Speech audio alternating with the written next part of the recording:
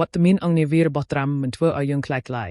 ទីក្រុងតេហេរ៉ង់បានចេញមុខតបយ៉ាងខ្លាំងក្លាចំពោះយុទ្ធសាស្ត្រដាក់សម្ពាធជាអត្តបរមារបស់ទីក្រុង Washington ដោយរដ្ឋមន្ត្រីការបរទេស Edgars Arrecche បានប្រកាសថាការបង្កើនកម្លាំងយោធាដ៏ធំសម្បើមរបស់អាមេរិកនៅមជ្ឈិមបូពណាមិនបានធ្វើឲ្យយើងខ្លាចសោះឡើយ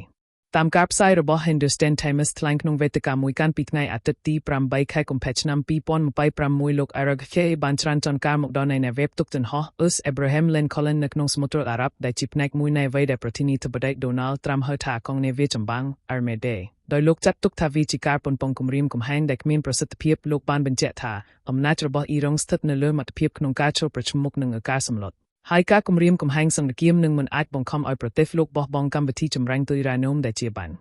ហាក់ធិបតីឲ្យភាពជាតិនោះទេ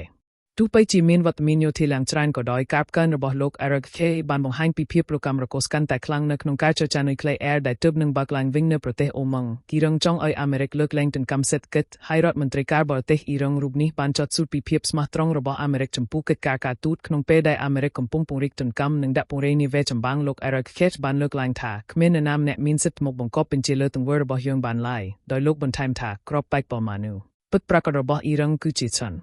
តែនយោបាយក្នុងការនិយាយថាទេចំពោះមហាអំណាចខណៈដែលភាពតានតឹងកំពុងកើនឡើងទីក្រុងតេហេរ៉ង់នៅតែបន្តសម្របសម្រួលយុទ្ធសាស្ត្ររបស់ខ្លួនជាមួយសម្ព័ន្ធមិត្តសំខាន់គឺរុស្ស៊ីនិងចិនដែលជាសញ្ញាបង្ហាញថាខ្លួនបានត្រៀមរួចជាស្រេចសម្រាប់ការប្រជុំមុខដាក់គ្នាជាជាងការបង្ខំឲ្យធ្វើសម្ពាធតាមការទាមទាររបស់អាមេរិក